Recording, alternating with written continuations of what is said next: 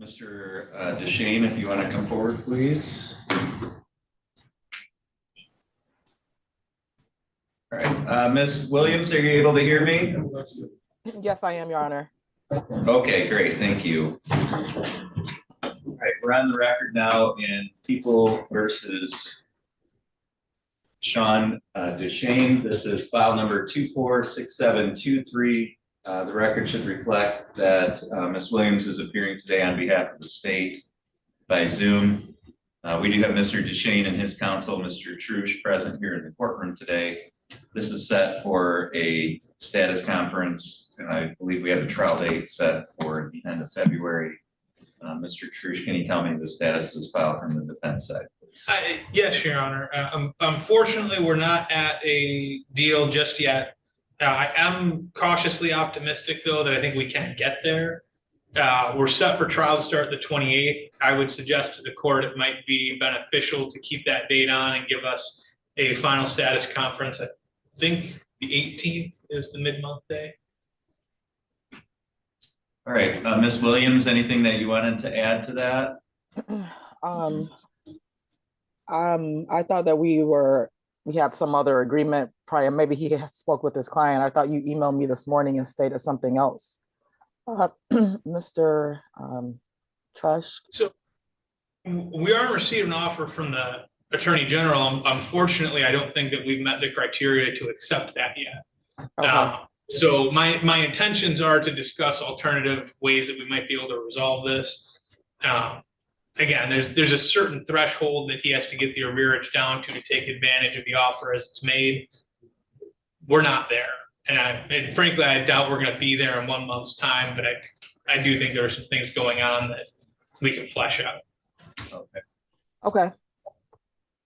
All right, so the court, again, we do have a trial date set for February 28th. The court will leave that date on. If there's no agreement, then we'll proceed on the 28th with trial. The court will set this for a final status conference on its motion day prior to that. Is that the case? Is that the case? It's 18th. Okay, which would be February 18th.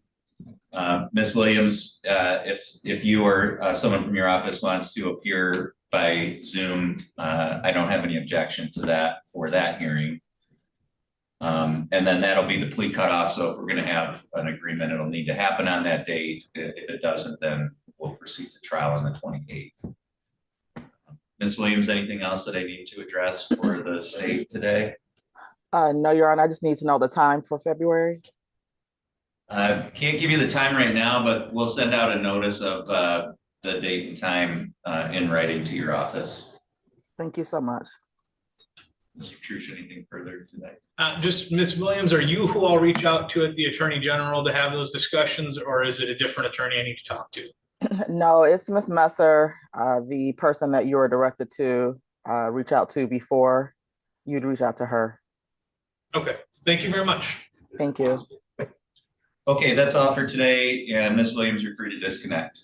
Thank you. Thank Goodbye. you. Thank you. All right, and Mr. Trac, you indicated that you got a message from Mr. O'Neill. Correct. I've been in communications with him throughout the morning. Colin, probably a little less than 10 minutes ago, he told me he was stuck in a ditch and about 30 minutes out. Okay. Just, not holding you to this, but do you have an idea of how we're going to proceed on that file today? I believe it's going to be a plea. Oh. All right, so our next hearing is set for 9:15 with Mr. Rogers. We'll take the recess. We'll come back at that time.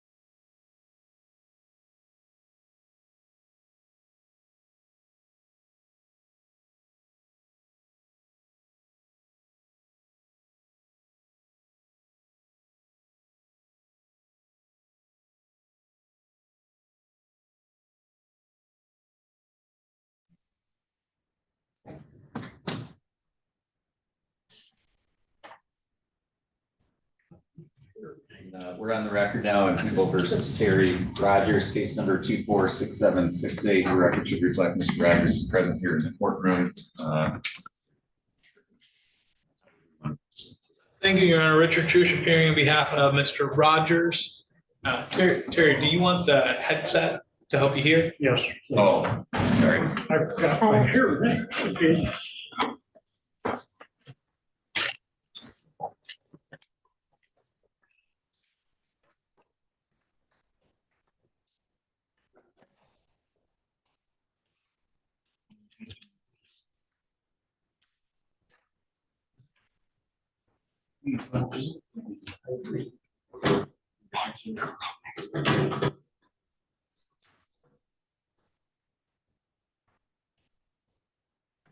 Sir, are you able to hear me?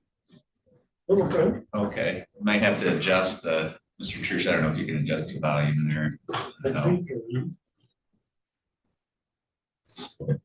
Is that better? Are you able to hear me? Yeah. Okay, I'll try to speak up. Okay. If at any point you can't hear what I'm saying, let me know or let your lawyer know. Okay, thank you. Mr. Trush. Thank you, Your Honor. We're here for a final status conference. We intend to proceed to our trial, which I think is set in about 9 or so days.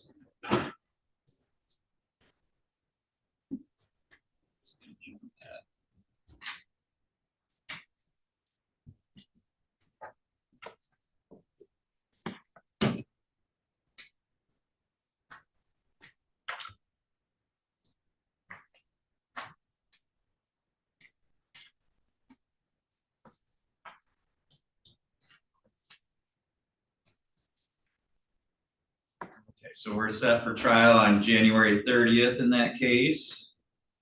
And Mr. Trush, I see you've already submitted your witness list, and are there proposed instructions in there as well? I believe so. Okay.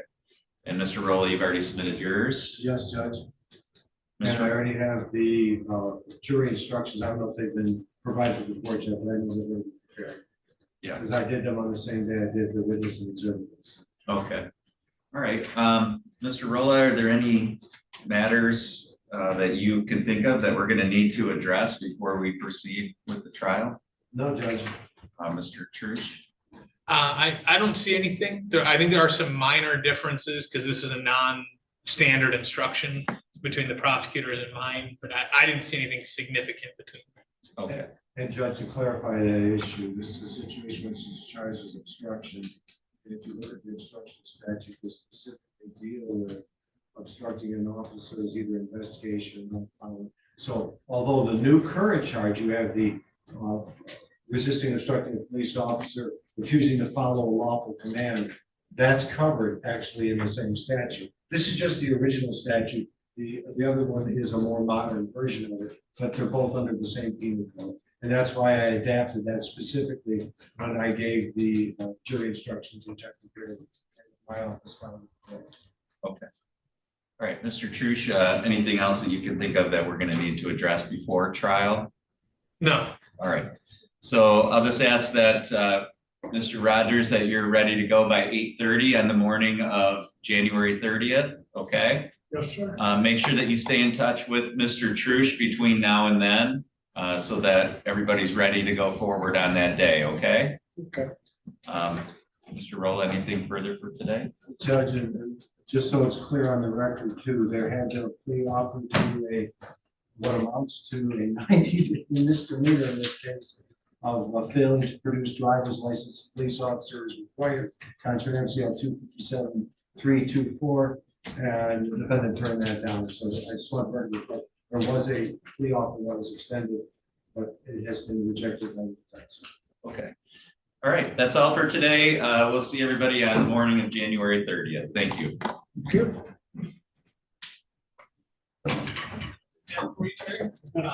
Yep. Make sure you call the office and we can get you in on Friday, okay? Okay. Sounds good. Mr. Schlap, if you want to come forward, please.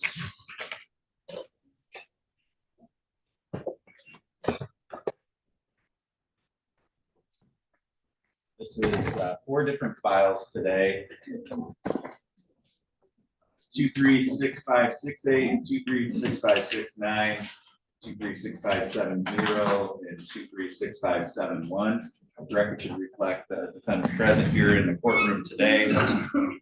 And I believe this is set for arraignment on some probation violations. Is that correct, Mr. Williams? That's correct, Your Honor. Mr. Trush, can you stand in as counsel for arraignment? Yes, could I have a minute with Mr. Schlap? Absolutely.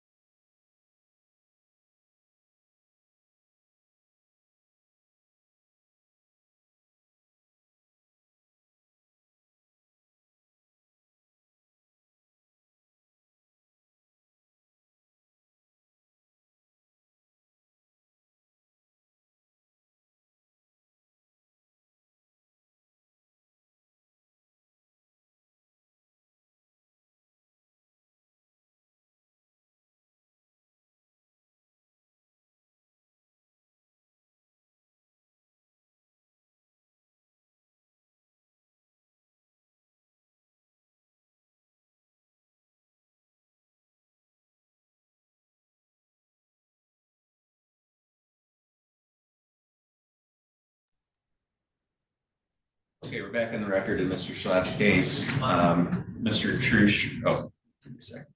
Did you need more time to talk to Mr. DeLeo? No, Your Honor. Did you have an opportunity to speak with Mr. Schlap?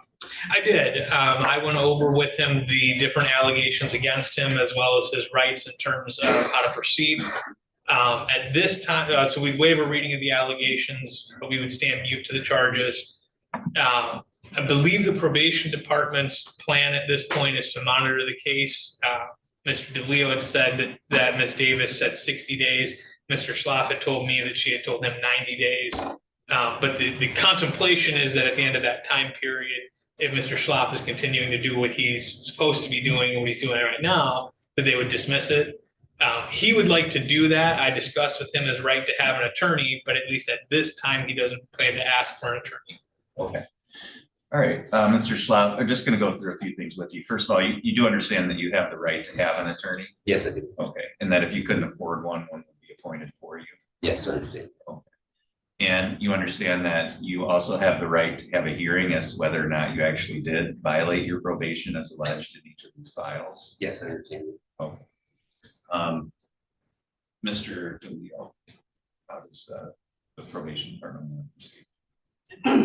Yes, Your Honor. Ms. Davis did indicate that she would like to adjourn this for 60 days to monitor it. I know there's a underlying abuse of neglect case has been filed based on these allegations, so he's cooperating with DHS at this point and being monitored by them as well. So yes, we're intending to move forward. Okay, and then just a PR bond, is that what? Correct. she's recommending? All right, so first of all, the court will enter a not guilty plea on your behalf, sir, with regard to all of the alleged violations in each file. The court will set this as a $1,000 personal recognizance bond on each file. So you don't have to post any of that money today, but of course, you need to continue to comply with all the terms of your probation and appear for any future hearings on these cases. And then the court will set this for a hearing, I don't know, 60 days out, 90 days. Mr. DeLeo, any input on that? Ms. Davis had indicated 60 to me this morning, but it sounds like maybe she told Mr. Schlaf she was going to recommend 90, so whatever the court. I'll set it out 90 days. If she wants to set it earlier than that, then I just ask her to contact the office and we'll carry it on earlier. But the court will set each file for a status conference 90 days out on the violations. And then, of course, Mr. Schlap, just make sure you stay in touch with the states going forward as well. Mr. Trush, anything else for today? No, thank you. Do you have any questions at all? No. Mr. DeLeo, anything further? Nothing further, Your Honor. Thank you. Thank you.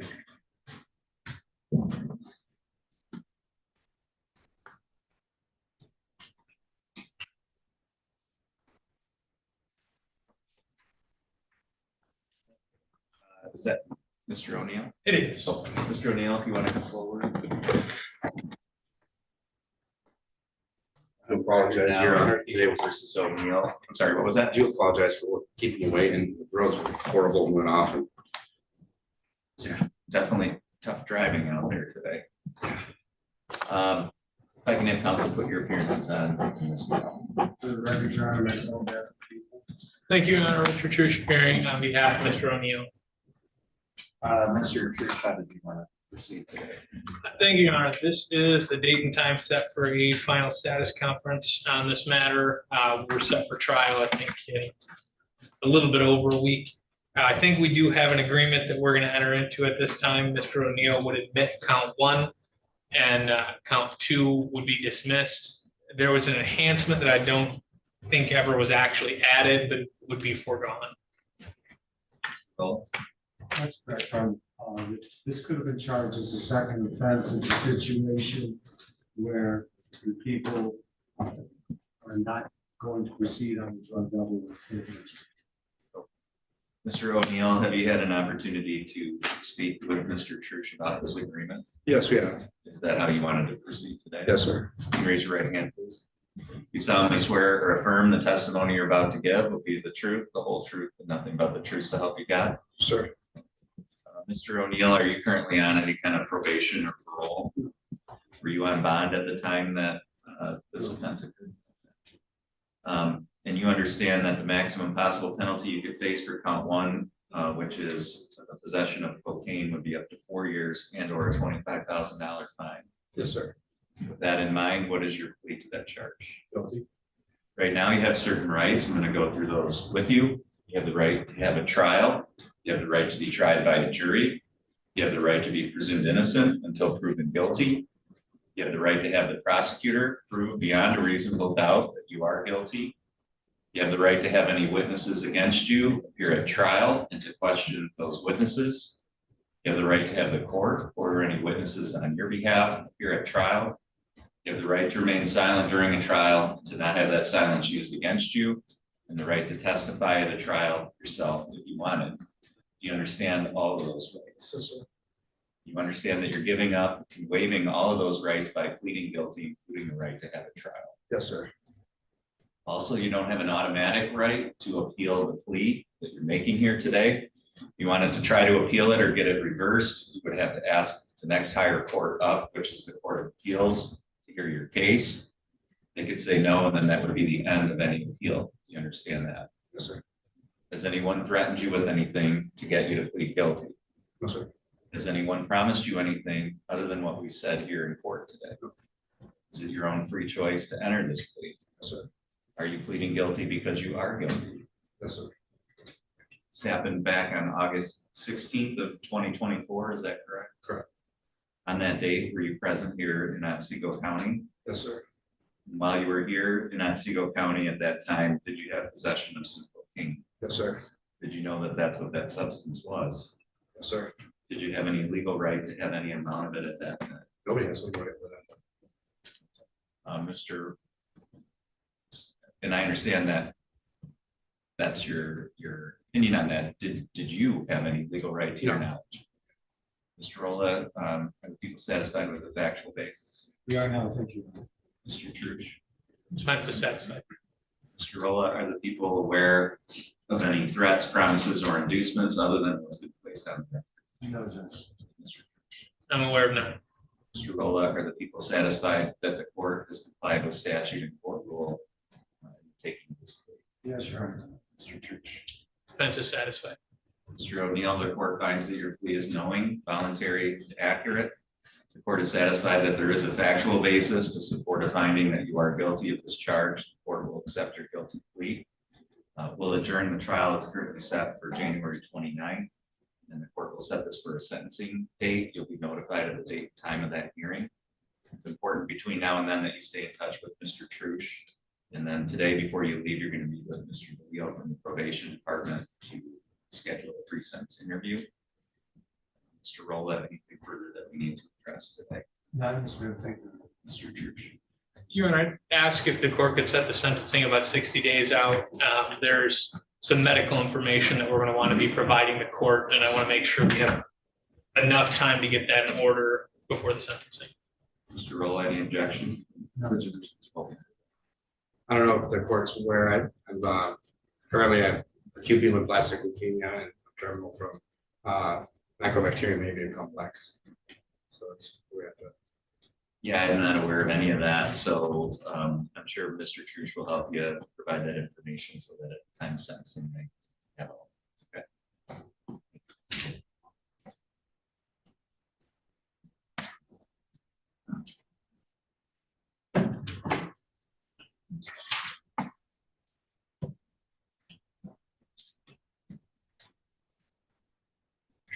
Can you tell me the case numbers for Schlap?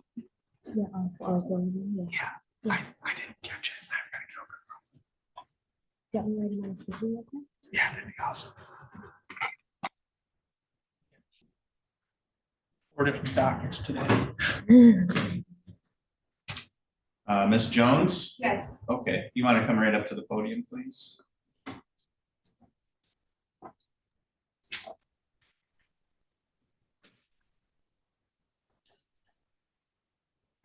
Okay, Mr. Brown, are you able to hear me all right?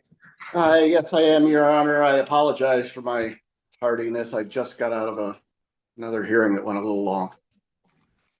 Okay. The record should reflect that Ms. Jones is present here in the courtroom today. Again, this is file number 246775. Mr. Brown is appearing by video, and we have Mr. Rolla present in the courtroom. This was set as a status conference today, I believe. Mr. Brown, from the defense side, can you tell me the status of this case today? Your Honor, I've had multiple conversations with Ms. Jones. There has been an offer, to my understanding, in the matter for a plea to count 2 with no objection to a 7411. However, that would not be part of the plea itself for a dismissal of count 1. I believe we were going to take advantage of that today, but I will have to defer to Ms. Jones. Okay, Ms. Jones, how did you want to proceed? Yeah. Sorry. I'll accept the plea. Well, okay. And you, Mr. Brown, you said that's to count 2? Yes, Your Honor.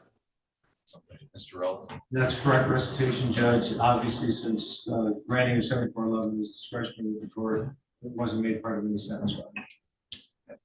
Ms. Jones, can you raise your right hand, please? Do you solemnly swear or affirm the testimony you're about to give will be the truth, the whole truth, and nothing but the truth, so help you God? Are you currently on any kind of probation or parole? No, And have you ever been convicted of any kind of controlled substance related offense in the past?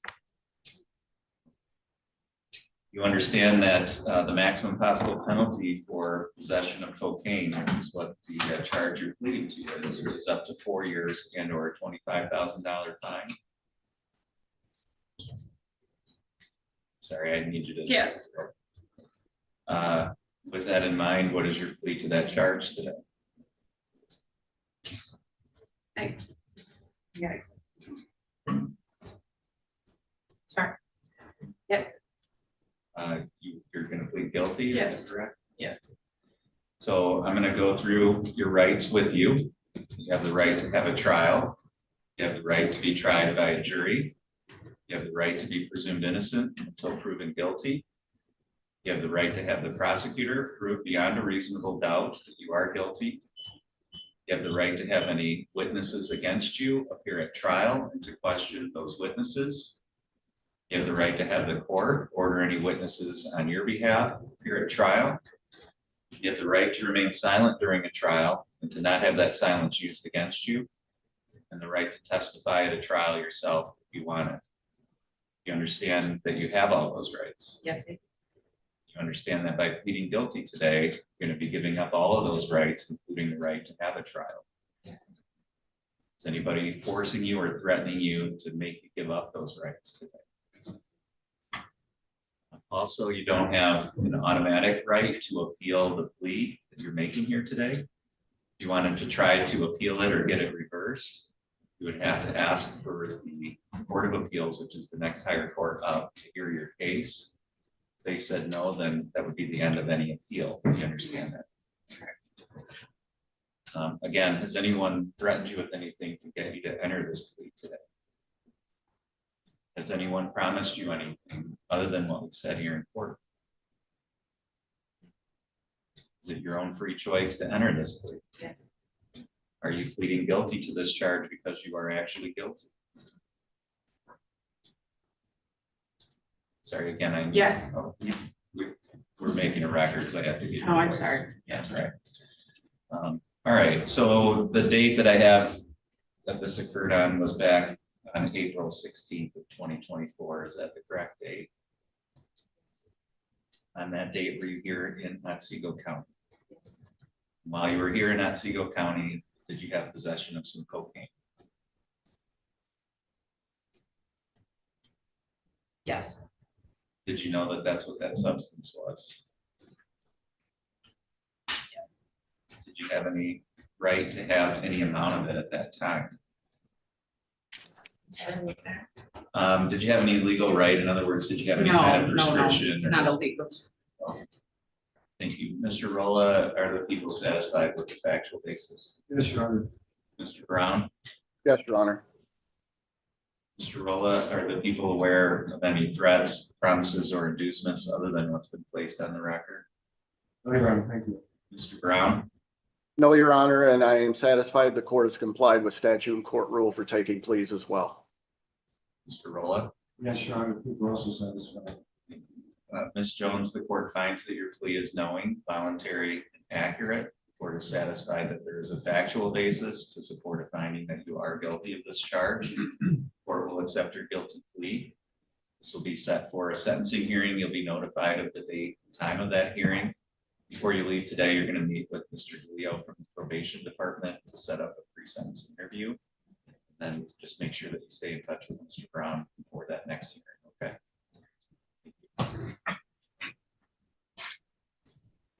Mr. Brown, you're free to disconnect at this time. Thank you, Judge. And I do have hearings left, but Mr. Roll, I believe that concludes your docket. My next hearing is set for 10:15, so we can recess until that time. I believe that's correct, Judge. Thank you.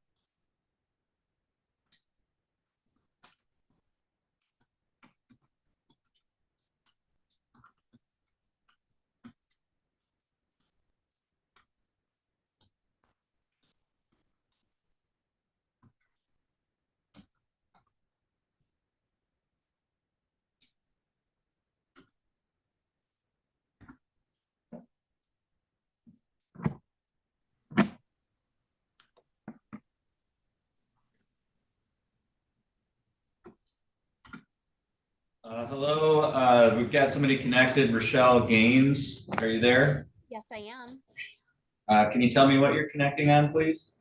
I am connecting on my laptop. Which case? I'm sorry. Oh, I'm sorry. This is the Emmett County case of Norman Van Wormer versus Douglas Trozak. This is a case that was Okay. assigned to you. Judge Deegan had to disqualify herself. Oh, okay. So you're from Emmett Emmett County? I'm the court administrator from Emmett County. Oh, okay. Hi, how's it going? Good, how are you? Sorry. Good. Okay. I'm sorry. I did connect the name there. Okay. Thank you. I appreciate you being on today. You're welcome. So I'm going to go on the record. This is Van Wormer versus Trozak, Emmett County case 241085553. I'm sitting on this case by assignment. This matter was set for a status conference at 10:15 based on a hearing that we had, I think about a week and a half ago, where counsel for plaintiff, Mr. Ingleson, did appear. Mr. Trozak, the defendant, did not appear, so the court reset it for today. At this point, I don't have any of the parties or Mr. Ingleson as counsel for plaintiff connected. And I'm not sure why, so I'm going to set this for another status conference. The court will renotice it.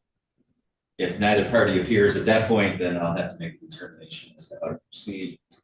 But for today's purposes, the court will just note for the record that no one from either side appeared. Again, it was set for 10:15. It's now almost 10:25. And the court will reschedule.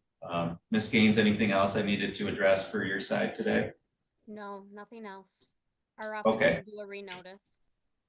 Okay, great. Thank you. And that's all for this file. Thank you.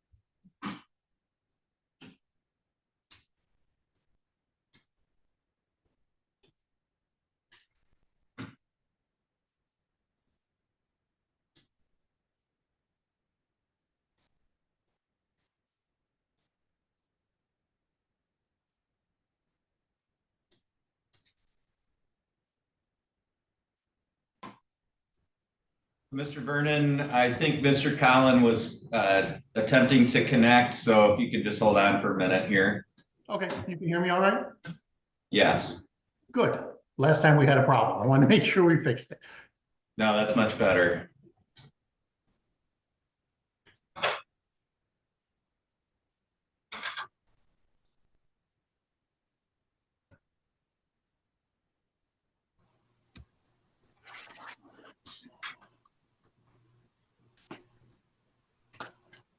All right, Mr. Colin, are you able to hear me okay?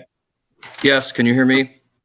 I can, thank you. All right, we'll go on the record. This is Colin versus Colin. This is Crawford County file number 2411622. As the parties can tell, I'm conducting this hearing today by video from Otsego County, but both sides are connected by Zoom. We also have the friend of the court connected. This was set for a scheduling hearing today on some objections to referee's recommended order. Because I don't have the file here with me in Otsego County, Mr. Vernon, are those your objections? No, they're Mr. Collins. Okay. Can you Count. lost you there? Oh, you're back. Okay. So, Mr. Colin, you filed some objections to the referee's recommended order. Is that correct? Correct. Okay, so the court will set this for a hearing. Mr. Colin, how many witnesses did you have testify at the hearing before the referee? I believe 8. Okay, how long did that hearing take when you guys had that? 2.5 hours. All right, Mr. Vernon, how many witnesses did your side have testify? I think there were 4. Okay, They had 2. Can't remember who we called, but we had 4 that we subpoenaed. I can't remember which ones we called. okay. All right, so for the hearing that we'll schedule in this case, the court will not take testimony from the witnesses that already testified. I'll review the transcript, so I'll be able to see what they testified to. The court will only take testimony from witnesses who did not testify at that hearing. And then any testimony about things that have occurred between that hearing and the date of the hearing that we'll have. So with that in mind, Mr. Colin, how many witnesses do you think you'll have?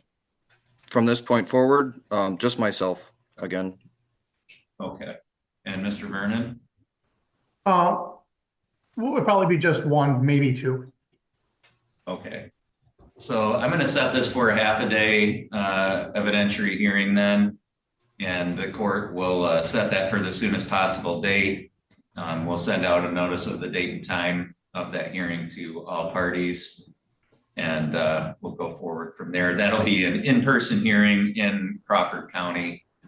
So all parties will need to appear at the court for the date of that hearing.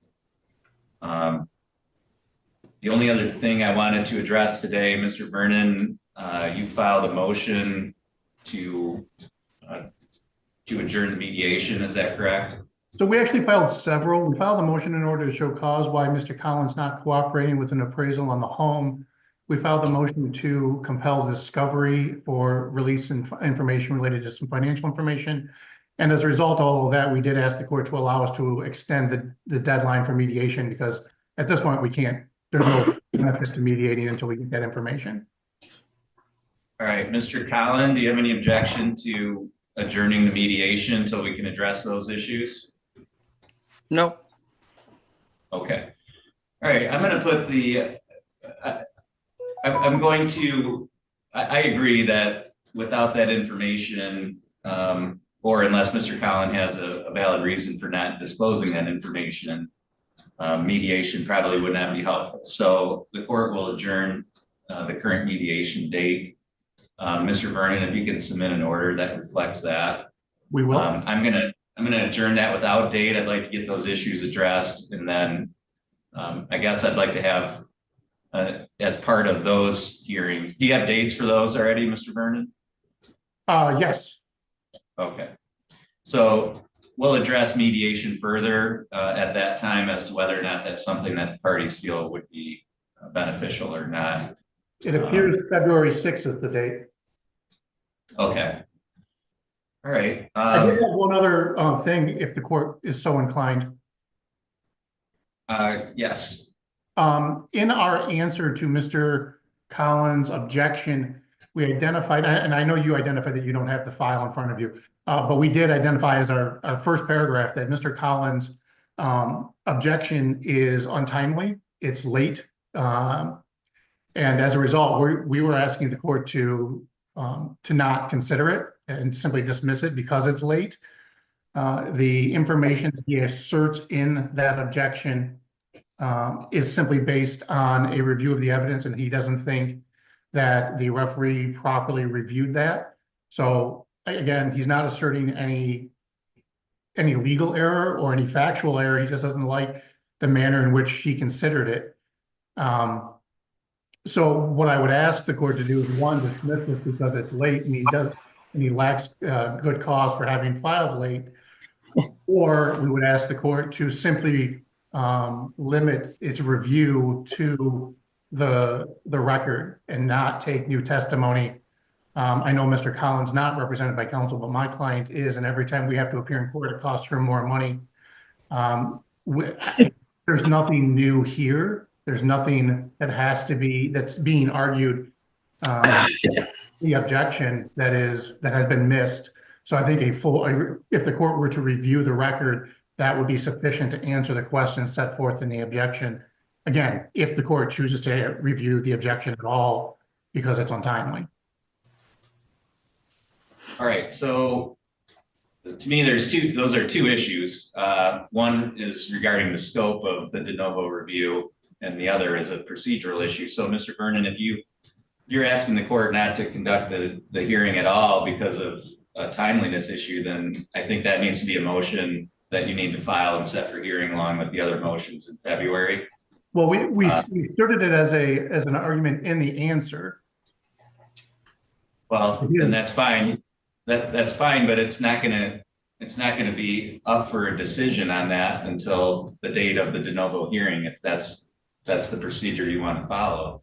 So my suggestion is, if you want to avoid having your client pay fees to prepare and be ready and be at that hearing, that's something I think that could be determined because it's a procedural issue and I think it's a threshold issue. May I say something? Yeah, just 1 second. That could be dealt with by way of motion. So I'm not going to rule on it here today. I don't have the file. I have no idea what the dates are, and it's not been set for a motion here. So I guess that's up to you, Mr. Vernon, if you want to wait until the day of the hearing and address it at that time as part of your objections, or if you want to file it as a motion prior to that. If we already have things set for February 8th, I am willing to make time for that so that everybody doesn't prepare for a hearing that's not going to happen if indeed the court were to grant the motion. So Mr. Colin, go ahead. Yeah, his objection is not valid to the filing improperly date because I was actually notified that was the last date to file by the friend of the court when I filed as well. So that objection is voided already once you look at that date, the dates. And the other objection, or if she was intelligent, she wanted to save money, she wouldn't use the child support to support her attorney, and we could do this outside of court simply without him as well to save her a lot of money.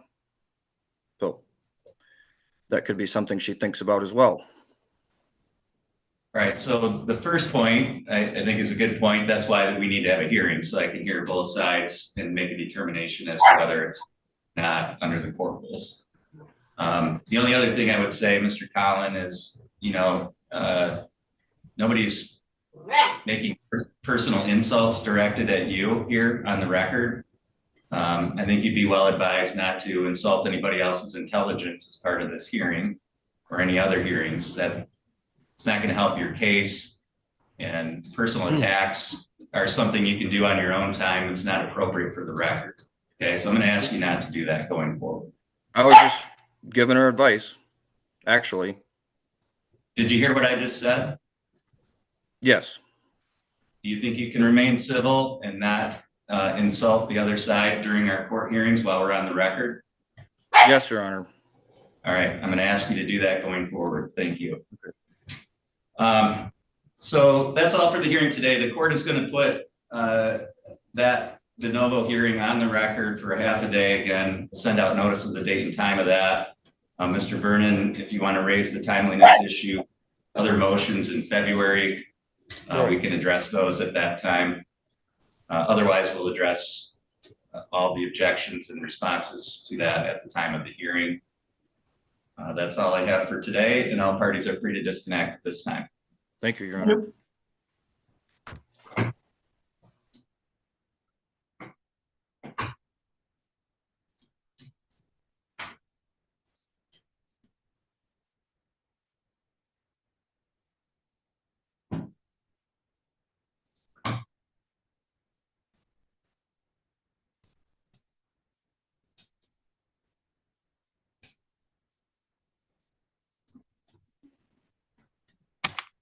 All right, the person joining us on the phone, last four digits, 7736. Can you tell me your name, please? Brock Layman. Mr. Layman, okay. Just hang on for 1 minute, Mr. Layman. We have someone else on the phone with the last four digits, 6404. Can you tell me your name, please? Yes, this is Kelsey Layman. Ms. Layman, okay. All right, we'll go on the record in Layman versus Layman. This is file number 2419847. The record should reflect that both parties are present here on the record today. Both are present by phone. This is set for a final hearing to enter a judgment of divorce. In this case, Ms. Layman, is that how you wanted to proceed today? Yes. Mr. Layman, is that how you wanted to go forward as well? Yes, I do. Okay. I'm going to ask both of you to raise your right hands. Since you're by phone, I can't see you, so I'm going to ask both of you to let me know once your right hands are raised. They're raised. They're raised. Thank you. Do both of you solemnly swear or affirm the testimony you're about to give will be the truth, the whole truth, and nothing but the truth, so help you God? I do. I do. Thank you. You can both lower your hands. I'm going to be asking each of you some questions. The questions that I'm going to be asking are those that I'm required to ask to establish the grounds for divorce under Michigan law. Ms. Layman, because you're the party who filed for divorce, most of those questions are going to be for you.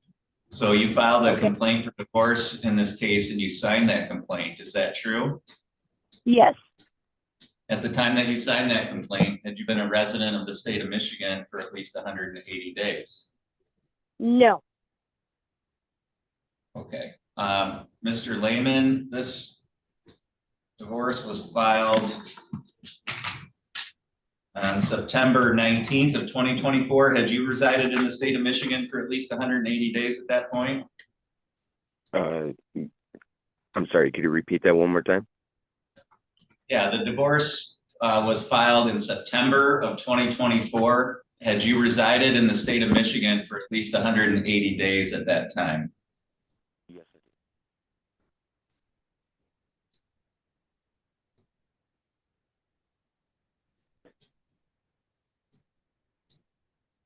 I Hello? do. Yes, I did. Hello? Sorry. You did, Mr. Layman? Yes. Sorry, are Okay. you having trouble hearing me? That's all right. Mr. Layman, had you resided in Otsego County for at least 10 days at that time? Yeah, I've been here this whole time. Yes. Okay, all right, thank you. All right, Ms. Layman, I'm back to you now. Ms. Layman, in the complaint for divorce that you filed, there's a statement that says that there's been a breakdown of your marriage relationship such that the objects of matrimony had been destroyed and there remained no reasonable likelihood that the marriage could be preserved. Was that true when you filed the complaint? Yes. Does that remain true today? Yes. Do you have any children who are under the age of 18 that were born to or adopted by you during the marriage? No. Are you currently pregnant? No. As part of this divorce, you will not be receiving any alimony or spousal support. You understand that you would be waiving that forever and that you would not be able to come back later and ask the court for that. I do. I don't want it. And you understand that you and Mr. Layman have already divided up all the property and debts between the two of you. Is that correct? Yes. And you don't own any real estate or real property with Mr. Layman? Nope. And you're asking to have your last name changed to Paget, is that correct? Yes, that's my family name. Okay. Mr. Layman, have you heard all those questions that I asked Ms. Layman? Yes, I did. Have you heard all of her answers? Yes, I did. Do you have any reason to believe that any of the answers that she gave were untrue? Nope. And do you agree that you've divided up all the property and debts between the two of you? Yes. As part of this divorce, you also will not be receiving any alimony or spousal support. You understand that you would also be waiving that forever and that you could not come back later and ask the court for that? Yes. And do you agree that you don't own any real estate or real property with Ms. Layman? Yes, I do. All right, the court finds that the statutory grounds for divorce have been met by the testimony of both parties. The court will grant the divorce. I'm signing the judgment that was submitted. And both of you can get copies of that here at the clerk's office in Gaylord. You need that for your records. Ms. Layman, because the divorce is final as of today, your last name will be legally changed. So going forward from today, you need to change your identification and other documents. You're probably going to need a copy of this judgment of divorce in order to do that, okay? Yes, I understand. I'll get that taken care of today or tomorrow. First thing. Okay, Ms. Layman, do you have any questions? No, sir. Mr. Layman, do you have any questions? No, I don't. Thank you. That's all for today, and you're both free to disconnect at this time. All right. Thank you. Have a good day.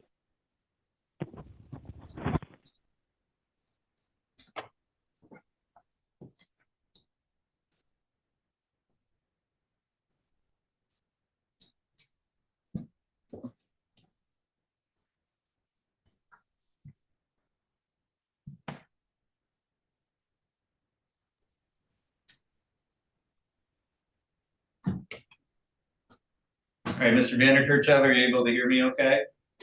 Yes, I am. All right, we'll go on the record in Vander KV versus Rapley. This is case number 2419803. Record should reflect that Mr. Vander KV is present today by video. This hearing was set for 10:45. It's now 10:50. I do not see Ms. Rapley connected. This was set as a hearing today for entry of a final judgment of divorce. Mr. Vander KV, I do not see a judgment. No, I have it in my hands. I was not able to contact her to get her to sign this at all. She has me blocked on everything, so I had no ability to contact her to get her to sign. Okay. All right. Does that judgment of divorce award you any kind of specific property, or have you guys already divided everything up? Yeah, everything's already divided. There's nothing to really, there's no property, the vehicles, or each party will keep their own vehicles in their name. And everything's divided. I don't see anything in here with division. Do you own any real estate or real property together? No. Okay. All right. So based on Ms. Rapley's failure to appear today, I can put you under oath. I could take the testimony that I need to take from you. And then you can drop that judgment of divorce off here at the courthouse today. And we can talk about that a little bit more, but I can sign that once you drop it off, and then the divorce will be final without the need for further hearings. Did you want to do that? Yes, I wouldn't need her signature at that point. Because she's failed to appear for this hearing today, essentially, I would be finding her in default, so to the extent Okay. there would be a to contest, she wouldn't really be able to do that, so there's really no reason why we can't go forward. The only thing is the divorce won't be final until you drop off that judgment and I sign it. So it's a really important step for you to follow through with. Otherwise, this will just be hanging out there. Yeah, no, I'll go there right after I'm done on this meeting with you. Okay. Can you raise your right hand, please? You solemnly swear or affirm the testimony you're about to give will be the truth, the whole truth, and nothing but the truth, so help you God? I do. Thank you. You can lower your hand. Mr. Vander KV, you filed a complaint for divorce in this case and you signed that complaint. Is that true? Yes.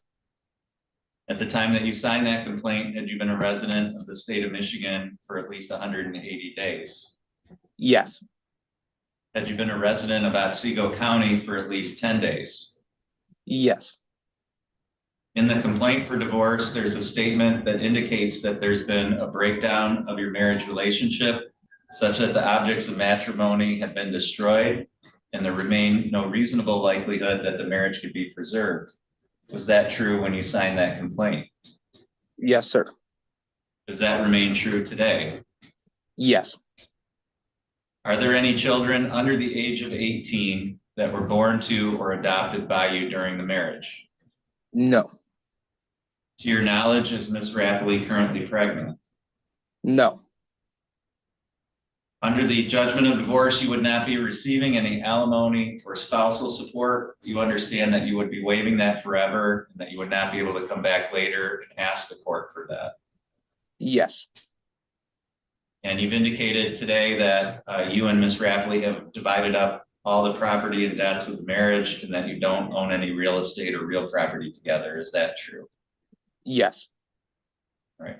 The court finds that the statutory grounds for divorce have been met by the testimony of Mr. Vander KV. The court will grant the divorce. Although again, Mr. Vander KV, because I've taken the testimony, that's not, the divorce is not final again until you turn in that judgment and I sign it. So I would encourage you to do that as quickly as possible. And then you can get a copy of that for your own records when you turn that in as well. All right. Thank you very much. Do you have any questions at all? No, sir. Okay. All right. Thank you. That's all for today. And you're free to disconnect at this time. All right. Thank you very much. Bye. Next hearing set for 11:15 will be in recess until that time.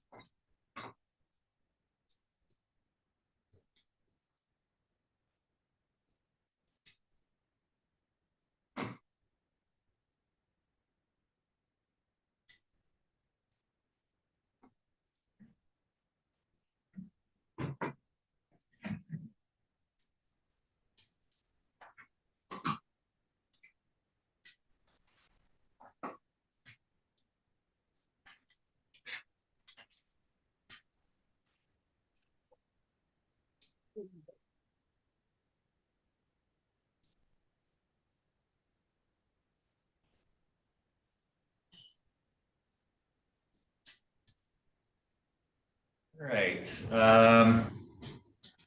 Just making sure we have everybody connected.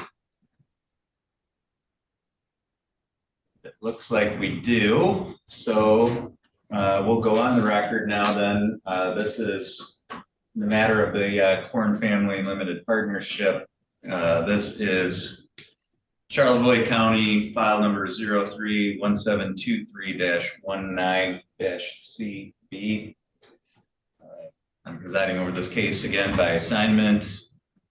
And I'd like to just acknowledge all counsel that are present and participating today. So we have Mr. Finling, of course, the receiver, he's present. All parties are present by Zoom. So we have Mr. Finling as the receiver, and then counsel, maybe starting with Mr. Shear, if you want to start, and then if I could just have counsel put your appearances on behalf of your respective clients, please. Good morning, Your Honor. Howard Shear on behalf of Shauna Korn, Sheldon Korn, and Gail Korn.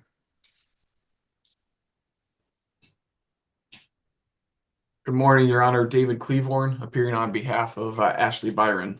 Good morning, Your Honor. Kevin Smith, appearing on behalf of the Chapter 7 trustee, Homer McClarty. Good morning, Your Honor. Charles Bullock on behalf of Lawrence Lenchner. Dean Nelson on behalf of Chapter 7 trustee Basil Simon. Your Honor, David Finley, I'm the court-appointed receiver. All right, I think that's everybody. So this was set as a status conference, as you're all aware, based on a prior hearing that we had. And so just kind of, I guess, I'm not sure who wants to jump in. Mr. Finling's raising his hand. So Mr. Finling, from your standpoint as a receiver, where are things at today? So, Your Honor, I think it'd be helpful if I just give the court, I created a summary for myself of the facts that took place, and I can bring us to current where we are. In 1991, Jacob and Weingarten, Howard Shear's firm, created a limited partnership for Sheldon Korn, Gail, Sean, and Ashley, and it was going to be called the Korn Family Limited Partnership. It was apparently created to evade the efforts of judgment creditors of another Your Honor, entity. I object. Mr. Shear, It's totally I'm inappropriate. to the court. This is a status conference to update the court. I'm sorry, I need to on help. where we left things and where we are, not for you to. Your Honor, I'd like to be able aspersions to proceed. that are incorrect, ill-founded. No, it's not, irrelevant to anything. I've got Mr. Sheldon Korn's affidavit. I'm reading from his affidavit that you prepared. So right. I'm sorry, it's not inaccurate. May I All right, continue? everybody stop, okay? This is really not the way I anticipated this was gonna start. And I really don't like this, Mr. Finling. I mean, I appreciate all the information. I just want to know where we're at and what are we gonna do today to move forward with this? I really don't want, you know, a 15-minute recitation. So It's not gonna be it wasn't gonna be a 15-minute recitation. It was. I don't even know the relevance of what you're about to say. So relevance. This is a status conference. I want to know, this has been on my docket for a decade. I know all of you want to get this over with. What I want to know today is where are things at from a procedural standpoint? What's happened since the last hearing, really? I don't want to go before that. And what do we need to do to get this over with so that we can all stop meeting every 90 days or 6 months or whatever it is? So do you have something on that, Mr. Finley? I'll focus on that, Your Honor. Right, since the last hearing, I have consulted with the accountant that was retained on behalf of the receivership estate, and he's reviewed all the information that's been provided by counsel. And he's indicated to me that he would object on my behalf and indicated that he would strongly encourage me not to engage in a deduction of payments from the Korn Family Limited Partnership for what may be characterized as repayment of an indebtedness. So essentially, his concern is that because the funds that the KFLP has been receiving have never been taxed, that there is a tax obligation that cannot be deducted. So that information has been communicated to council, and the difficulty is that nobody wants to incur the tax liability that goes with filing these returns. And my accountant has indicated to me that under no circumstances would he recommend that I execute any returns that would take a tax deduction for the repayment of these funds. What has been proposed is possibly somebody else, meaning possibly Sheldon Korn or some other person, executing the returns. The concern on my part is that whether I sign the returns or not, the tax issue and the lack of candor to the Internal Revenue Service may become an issue. What I would propose to the court is this. If there's a proposal that the tax returns be filed with an attempt to deduct these repayments, that the bankruptcy trustees bring this matter to the bankruptcy court and provide notice to the Internal Revenue Service. They would seek approval from the bankruptcy court that, in fact, that the bankruptcy estates, as well as the receivership, would be filing returns in the fashion that I believe everybody is gonna, or at least some of the council would be requesting. And then the Internal Revenue Service would have an opportunity to opine onto the relief that's being sought. I don't feel comfortable, nor do I think that the court indicated it was comfortable with making decisions about taxability, about whether or not the return should be filed in a particular fashion with particular deductions. And I figured that the best way to address that concern is for the constituent estates that make up two of the members of the Korn Family Limited Partnership, that the bankruptcy court and the Internal Revenue Service would be in the best position to opine on their own concerns with respect to the deductibility. I felt that that was the best way to have transparency and clarity that would be consistent with what my accountant has told me is the way that it should be handled. Alternatively, and I believe that nobody wants to incur the cost, a private letter ruling could be sought from the Internal Revenue Service as to the planned course of action, which would provide for the attempt to deduct these repayments to avoid a tax liability. And the Internal Revenue Service could, again, offer its comments and its decision with respect to deductibility. Ultimately, the accountant that everybody agreed was the best person to represent the receivership and to provide advice to me has indicated that under no circumstances does he recommend or advise that I execute any tax returns that provide for a deduction of these funds that have come into the estate. Similarly, I believe that the court would be reluctant to allow anybody else to do that on behalf of the Korn Family Limited Partnership because of the tax concerns with the Internal Revenue Service. So as receiver, it's always my position to not only fulfill my responsibilities, but there are third parties, including the Internal Revenue Service, that have an interest in the outcome of these proceedings. And the bankruptcy court, as well as the bankruptcy trustees, are in the best position to seek that relief, and the Internal Revenue Service would be willing to appear in bankruptcy court. I don't believe if I provide notice to the Internal Revenue Service, the only thing they'll do is remove this case to federal court, and then a federal court would have to make the decision. The Internal Revenue Service almost never appears in state court in my experience. So that's why I propose that the issues be brought before the bankruptcy court with notice to the Internal Revenue Service. And then the court, I presume, would be satisfied if the bankruptcy court and the Internal Revenue Service are accepting of whatever proposal with respect to the terms that might be offered, then the court would be likely to accept those as well. But under no circumstances am I willing as the receiver to execute a return that provides for deduction that my accountant has made it very clear is not permissible. I know that the bankruptcy trustees have engaged an accountant who says it's worth a try, so to speak. That again is not satisfactory to me, and I'm unwilling to execute a return that would provide for that. And the court will make its own decision as to whether another person can do it. But again, I have grave concerns regarding an effort to claim a tax deduction, avoid taxes without very clear opportunity for the Internal Revenue Service to be involved rather than just kind of getting it through them by filing a return. I'll answer any questions the court may have. No, okay, thank you. I very much appreciate the articulation of your position there, so thank you. Council, I'll open it up to the other council, whoever wants to go next. Everyone's okay. I'm happy to go next. Again, Howard Shear, Your Honor.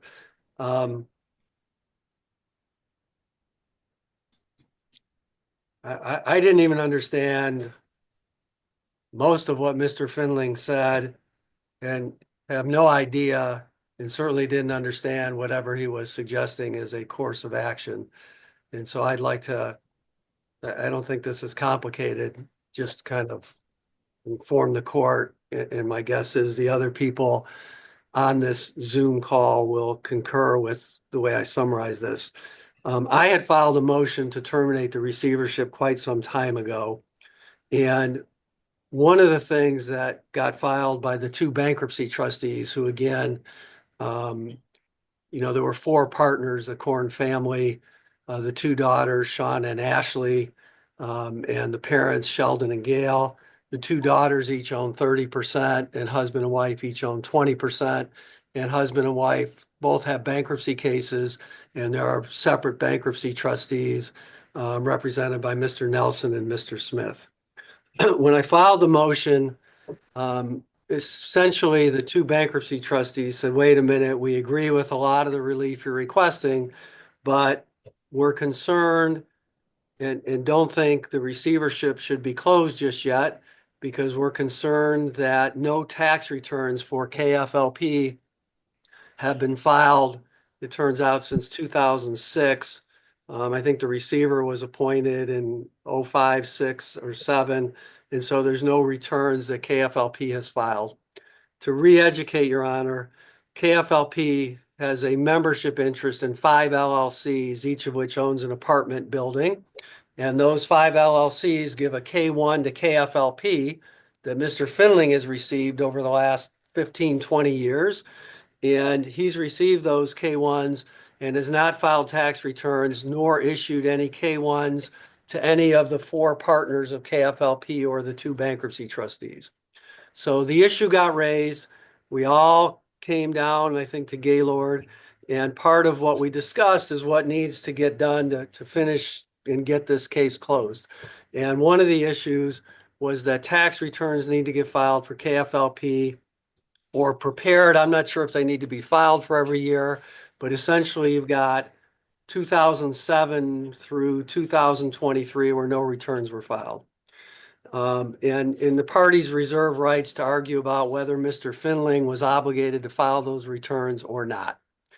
And so Mr. Finling retained Kurt Mueller as the accountant, and Kurt went ahead to start preparing, I guess would start with either 07 or 08, and then everything would flow from them, that return. And essentially the income is simple. There's just the 5 K1s from the 5 apartment complexes that come in. And then the question is, what do you deduct at the KFLP level? And then you would generate K1s to go to each of the partners, and there's a flow through. And we learned early on when Mr. Mueller prepared his draft of the first tax return that his position was that the payments on the Lenchner judgment, and we're talking about in excess of $2 million that got paid, it was his position that those would not be deductible on the KFLP return, which would mean as you go through the years, there would be significant tax liability flowing through to the 4 partners because they get hit with all the income, even though they weren't getting any of the money because he wasn't going to deduct that. we went, did some research. I think I even presented a case and cited it to the court last time, a Sixth Circuit Court of Appeals case, which seemed directly on point that it was deductible. And so in any event, we ended the last status conference and there was a discussion. And Dean Nelson, in fact, the attorney for Basil Simon, the trustee in Sheldon Korn's bankruptcy case, came up with a suggestion and said, hey, wait a minute. You know, the rest of us, all four of the partners believe that this is deductible. I get that the receiver's leery about signing a return when his CPA says, I'm not comfortable taking that deduction. And Dean came up with a concept and said, well, if the receiver's not comfortable taking that deduction, then maybe it'd be a good idea for us to all agree upon somebody else, such as Sheldon Korn, who was the general partner of KFLP and had signed all the prior tax returns, to sign the tax returns going forward.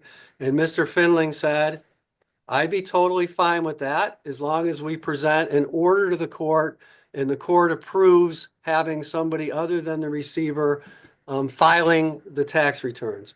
The court made it clear that it's not going to give any rulings about issues like deductibility of taxes, but if the parties all agreed and provided a stipulated order that had somebody else sign the return, it was okay with everybody else, that the court would be okay with that. So along we went for the last 90 days.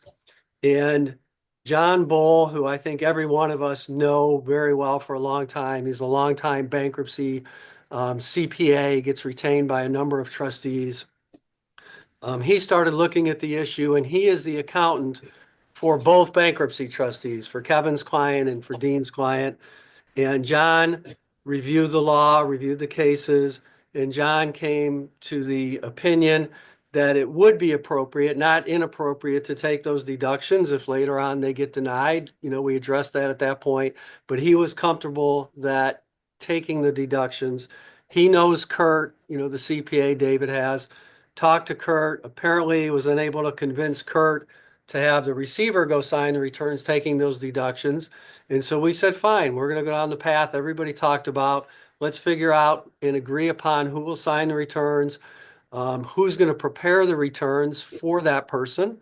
And the rest of us have all agreed that Sheldon Korn will be the person to sign the returns. We've all agreed, subject to a little asterisk, which I'll get to in a minute, that John Bull, who is the CPA for both bankruptcy trustees, and Judge Tucker, who we all know well, is the judge in both bankruptcy cases for Sheldon and Gail. John is the accountant for both those trustees. And the asterisk is John is willing to prepare the returns. Sheldon is willing to sign the returns. And John would get paid out of the KFLP estate for preparing those returns. The court may or may not recall Mr. Finlings has something like $300,000 that he's sitting on that doesn't get distributed. And so there's wherewithal to pay Mr. Bull for preparing those returns out of KFLP's estate. And the only two caveats are, and it took, I don't want the court to think that behind the scenes we haven't been doing stuff. I've been contacting the other parties continuously throughout this 90 days. You know, we've got a Zoom status conference. Where are we at? What are we doing? We have to have some game plan.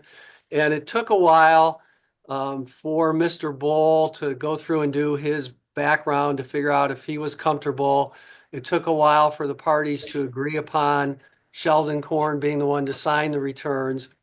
And the caveat, which is going to slow this down a little bit, and I understand and don't have a problem with the way both trustees are thinking. They want to be transparent with the bankruptcy court on two issues. One is that Mr. Bull is going to be preparing tax returns for KFLP and getting paid out of the KFLP estate. And the issue or concern is that the bankruptcy court and the U.S. trustee's office, which gets involved in bankruptcy cases, be aware that Mr. Bull is going to be wearing more than one hat. You know, he's going to be the accountant to these two bankruptcy trustees and those bankruptcy estates, and they want to disclose the fact and make sure that Judge Tucker's okay with Mr. Bull, preparing those KFLP returns and getting paid by KFLP. When professionals get retained, such as accountants in a bankruptcy case, there's all sorts of transparency and disclosures of relationships and potential conflicts and things of that nature. So they want to disclose that and make sure Judge Tucker's okay with it. And the second thing is limited to Dean's case with his trustee Basil Simon. That's the Sheldon Korn bankruptcy case. And they just want to make Judge Tucker aware and make sure that he doesn't have any problem with the fact that Sheldon Korn, who's a debtor in an open bankruptcy case in front of him, is going to be signing these KFLP tax returns. Dean's, concern or issue is that there's a bankruptcy trustee for Sheldon Korn, and the trustee's not going to be signing those returns on behalf of KFLP, but Sheldon will be, and just wants to make sure that Judge Tucker doesn't have a problem with that. So what we all envisioned, at least I can't speak for David, although I thought he was on board with this at the last status conference, is that we would put together a stipulated order. And if we can't agree upon the order, then one of us will tee up a motion before you to get that order entered.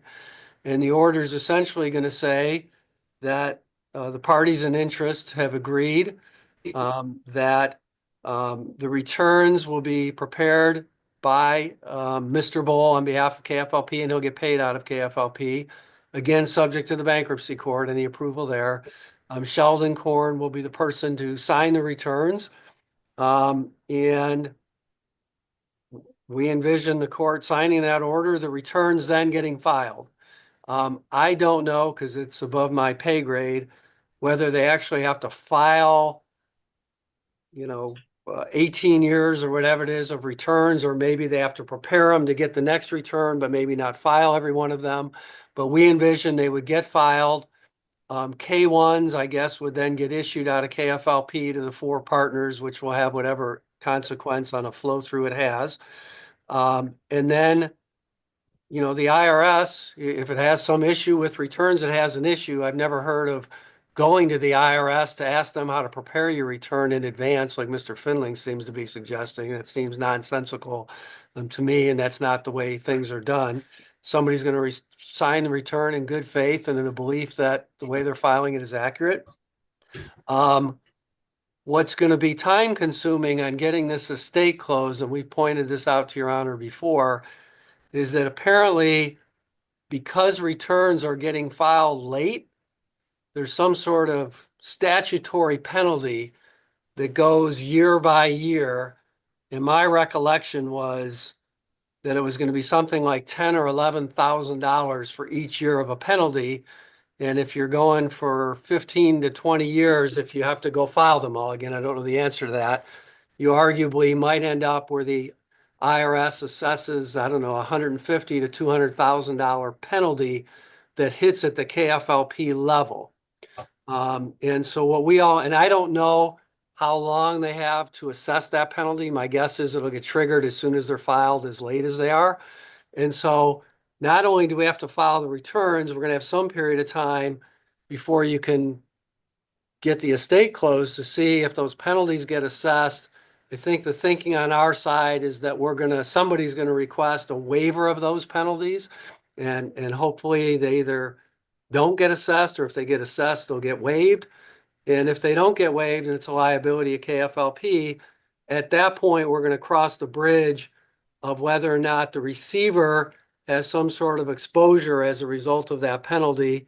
And again, you won't be deciding now who was responsible. Mr. Finling will reserve the right to say it wasn't my responsibility to file the returns, or here's why it shouldn't be my liability. And we would cross that bridge down the road. But I guess to summarize, and maybe it wasn't as quick as you were hoping for, but I felt like that's what was necessary. We're going to all, diligently on our side, we've kind of tasked Dean with drafting the order first, and then we'll all go through it, have hopefully a stipulated order to you shortly. And my guess is, Mr. Finling has made it clear that he wants anybody to know that he doesn't think these things are deductible. I think he's already made that clear to the court. And so we will either get a stipulated order over to your honor as quickly as we can, that we've now agreed upon, at least everybody else, the terms, I think, of it. It just has to be drafted and run past Mr. Finling, and either we'll get it to you or someone will motion that up to get that order entered. Once that order is gonna point out that, Dean and Kevin need this protection from the bankruptcy court, about Bull being able to do the returns and Sheldon being able to sign the returns. And they'll have to go run that past Judge Tucker. And if all that goes well, then John Bull will get the returns put together. Sheldon will sign them, and whichever ones get filed will get filed. And then we'll have to, wait and see how the penalty shakes out. So my suggestion would be, we'll get you the order or a motion shortly. And much as I hate to say it, I'm the one who filed the motion to get this thing closed, would be to just set another status conference, maybe 120 days out. That would be my suggestion. Okay, all right, thank you. Mr. Smith? Thank you, Your Honor. I do concur with what Howard has said. The devil will be in the details of the stipulation or the motion. But procedurally, I do agree in proceeding that way. All right, thank you. Mr. Cleavorn? Sure, Your Honor, and I think Howard did a nice job of laying out where things are. The only, I think, correction or point of clarification I might make is, Howard said that we've all agreed to proceed with Sheldon being the one to sign. I've talked about that with the attorneys. I don't have specific authorization from my client on, yes, that is the exact action. Now, I think that I'm fully confident if we circulate a stipulated order, we can work out some language. I've got, belief and confidence that we'll be able to work something out and get language in the stipulated order or motion that's agreeable to all parties. So just want to make that minor correction, but otherwise the general ask or course of action I'm on board with as far as that plan of attack of stipulated order, status conference in 120 days, and kind of see how things shake out from there. But that's the only clarification I had. Thank you. Mr. Nelson? Yes, thank you. I think I also am in agreement subject to, I think part of the issue with this order is going to be the procedure about the unknowns in terms of figuring out which returns get filed and who makes that decision. I think we're just going to have to come up with some language that addresses that. And then the second issue is Mr. Scheer just indicated that the four partners seem to agree that these are deductible. And I'm not entirely sure that that is 100% accurate. I believe everybody agrees that this is a gray area. I think the better way to frame that is that all parties agree that there is a good faith basis to assert the deduction, with everybody acknowledging that the IRS very well could agree with Mr. Mueller that they're not deductible. But it's gray enough that it's worth trying. And so with that caveat, I agree. We just need to put pen to paper and get a proposed stipulation that the receiver will either sign off on or won't. And again, I think his major concern is making it clear that he does not agree with these deductions, which he's now voiced that concern. I'm not sure that should necessarily be an opposition to this proposed order because he's not the one signing them. All right, thank you. Mr. Bullock? Chuck, you're on mute. Thank you, Kevin. I have nothing to add, Your Honor. All right, Mr. Finling, any follow-up based on what the other lawyers have said? From what I heard, it doesn't sound like what Mr. Scheer said is very different than what I said, which was to have Sheldon Korn, if he chooses to, sign the returns. The nuance that he didn't articulate was this. He said that he wanted to ask Judge Tucker whether he would waive the conflict from Mr. Bull. But what he didn't say is that when the request is made, that the IRS and the U.S. Attorney's Office, or I'm sorry, the U.S. Trustee's Office understand the issue and have them obtain notice before this relief is granted, meaning that the Internal Revenue Service isn't just getting a return, but actually has advance notice of the question, because Mr. Mueller doesn't make it out to be a gray area. To him, it's black and white. These funds have never been taxed, and because they've never been taxed, they can't be deducted. So I just believe that when it comes to a question that is unclear and there is a concern being raised, that the IRS and the U.S. Trustee's Office should understand the questions being asked of Judge Tucker in the bankruptcy court. That's what I had suggested to the court, not just that the court would waive any conflict by Mr. Bold to prepare the returns. So I think that would offer assurance to this court if it were to authorize this plan of action, that both the U.S. Trustee's Office and the IRS actually understand what's being asked of the bankruptcy court. And if the bankruptcy court, with that information and the opportunity for everybody to be heard, says go ahead, I don't have an objection. I believe the court would be comfortable with that.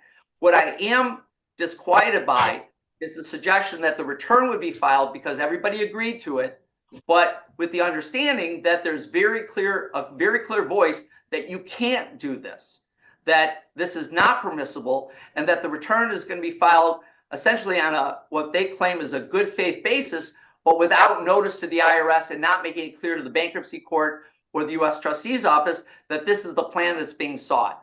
So that's the only clarification that I would offer. I'm fully embraced with the proposal from Mr. Scheer, so long as everybody understands exactly what's being asked of the bankruptcy court, and if the bankruptcy court, with the opportunity for everybody to be heard, says go ahead, on behalf of the court as the receiver, I have no objection to that plan of action.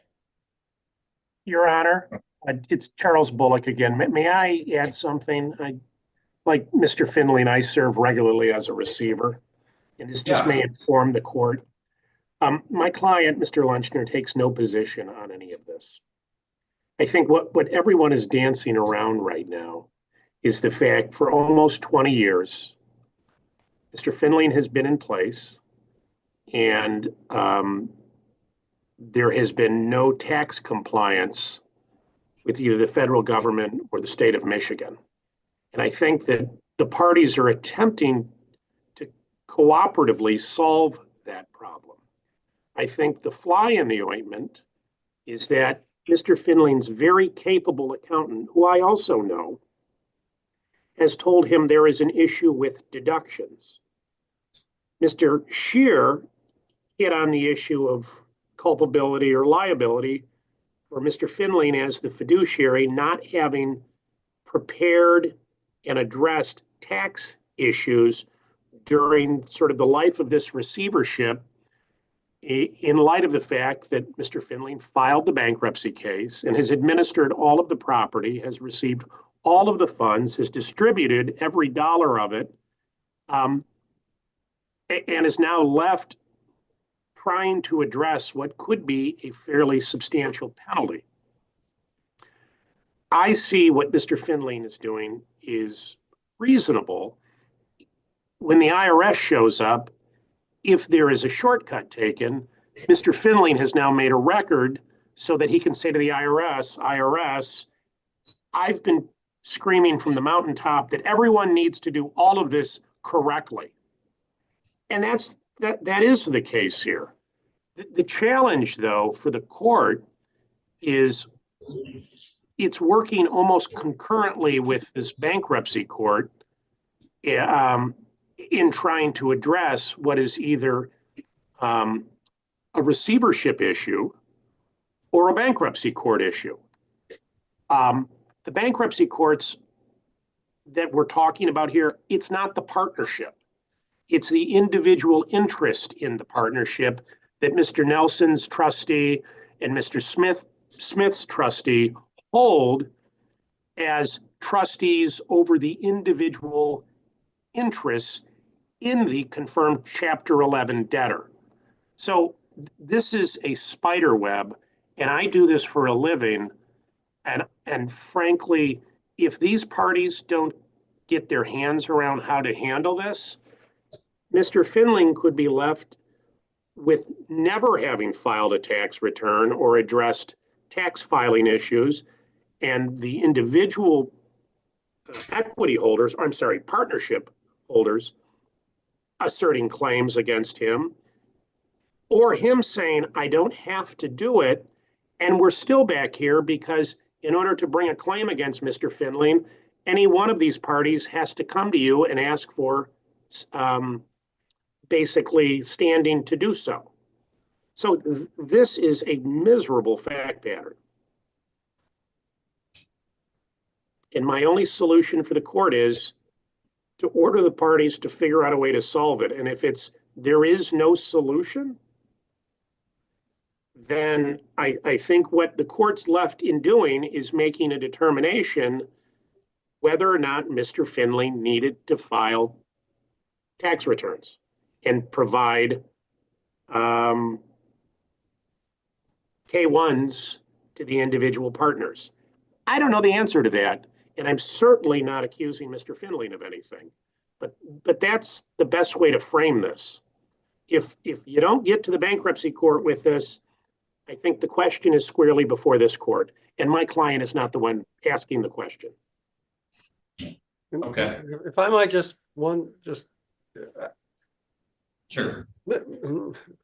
Mr. Finling, I think, is mischaracterizing what the two bankruptcy trustees, one in particular, want to go to the bankruptcy court for. It's not going to the bankruptcy court to get into substance about what is or isn't in a tax return. It's simply to get, because they're going to have John Bull prepare the returns, which makes sense, particularly because Dean and Kevin have spent a lot of time and have their arms around the running of the receivership, all the cash that's come in, come out, and things that have to do with what payments were made on the judgment that go to this deductibility issue.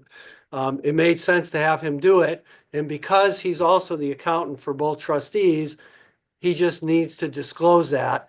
Mr. Finling uses the word conflict. I don't think it's a conflict. In fact, I think it is consistent and helpful to both bankruptcy estates that the deduction be taken. I think Dean worded it quite well, and I agree with the way he said it, good faith to take the deduction. And so we're only going to Judge Tucker because the accountant we want to use, and if somehow Judge Tucker says don't use John Bull, we'll just get a different accountant instead of Sheldon Korn sign them. So we're only going to him because the accountant is also going to wear a hat doing these KFLP returns. And the second issue is because Dean wants some comfort from Judge Tucker that he's okay with the Chapter 7 debtor, where his 20% interest is now property of the bankruptcy estate, still signing the returns on behalf of KFLP. That's the only thing we're going to him for. Okay. So, yeah, Mr. Finling, I'll give you the last word here. The difficulty with what Mr. Scheer says is that if the bankruptcy court doesn't provide notice to the IRS and doesn't address the issue, then you're addressing the issue. You're going to have to make a decision that you're authorizing those before us, whether it's Sheldon Korn, me, or anybody else, is authorized to file a tax return in the fashion that's being proposed. And what's being made clear to you is that there are conflicting positions from two different experts who are saying, one, you cannot do this, and one who says, let's give it a try. My suggestion that it be brought before the bankruptcy court is because the IRS is most comfortable appearing there. It would be the opportunity for the U.S. trustee to vet the question. But alternatively, if the argument is that the receivership is before this court, and the court is going to allow the parties to enter into an order that says the returns are going to be filed in this fashion, the court needs to make a decision as to whether or not it should permit that. Now, it could do that through an evidentiary hearing. We could have Mr. Bull come in and Mr. Mueller.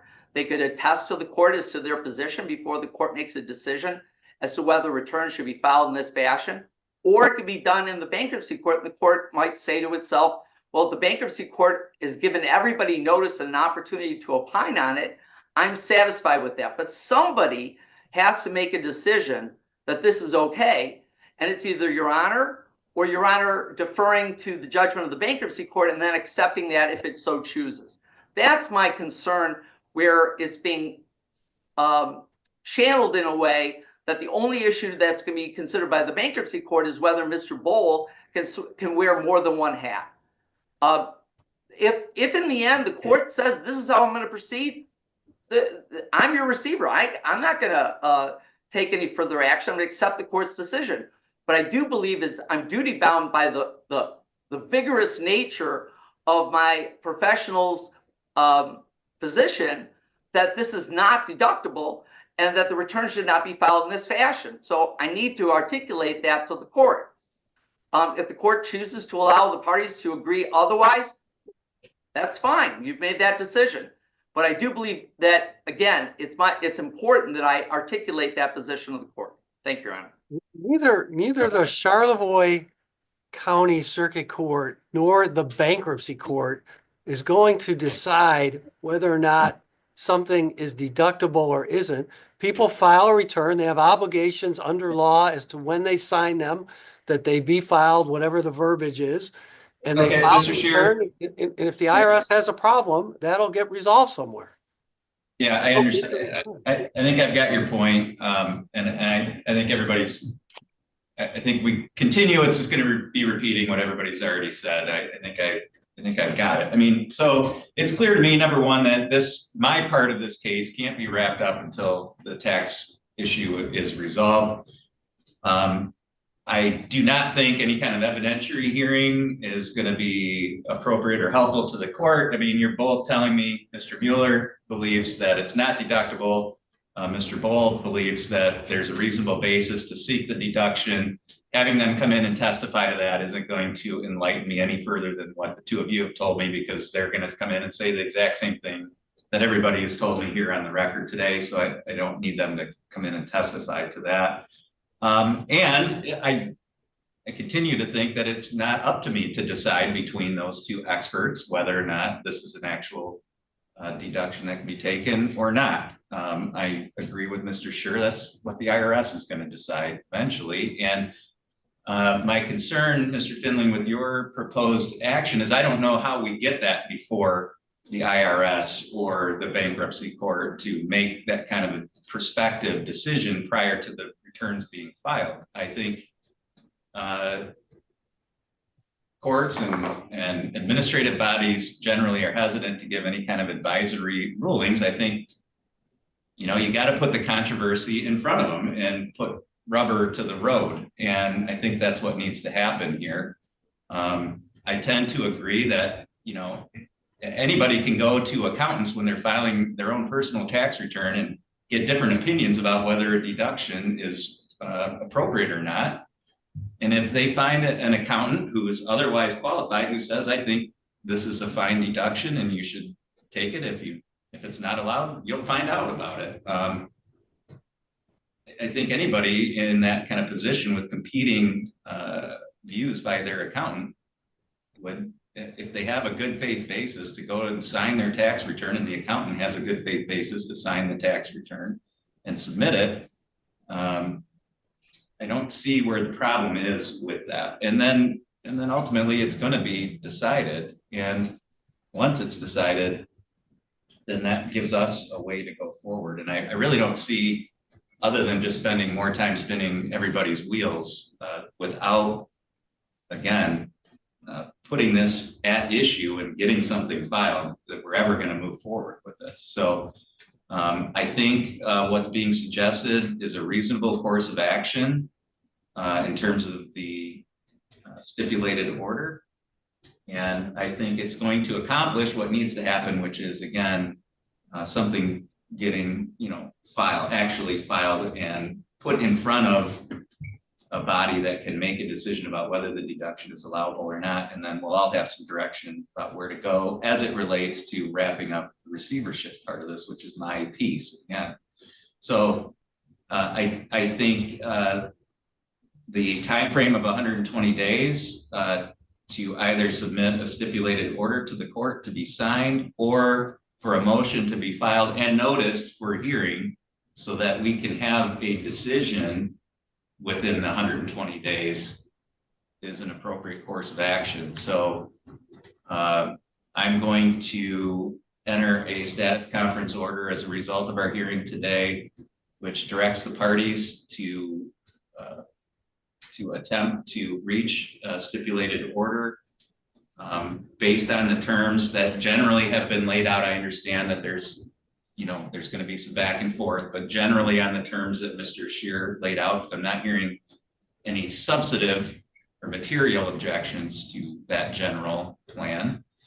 And if the parties aren't able to reach a stipulated order, that a motion is filed and notice for hearing within that 120-day period. So in other words, if it looks like after 60 days that it's just not going to happen, then a motion needs to get filed so that it can get scheduled before the court, so that we're actually getting movement on this within 120 days. And I'll enter a status conference order that reflects what I've just indicated. And then the court will set this for a status conference at that 120-day mark as kind of a place saver on my docket. If there isn't a stipulated order entered, then whoever files the motion should simply contact my office and set it for the same date as that status conference, because I'll already have that time set aside. Mr. Finley. I was just going to indicate, Your Honor, with the court's comments, I will not be an obstacle to the entry of a stipulated order. I will act accordingly pursuant to what I heard from the court. So I just want to make sure that was clear for the court as well as all the parties, that I have no objection to entering into a stipulated order based on the court's comments. Thank you, Your Honor. Okay. Okay, thank you. That's all I have for today, and all counsel are free to disconnect at this time.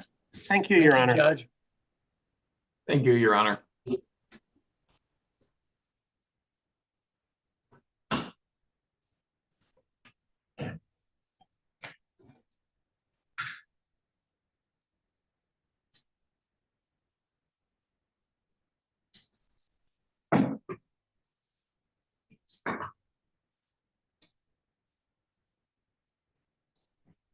That concludes the court's morning docket. The court will be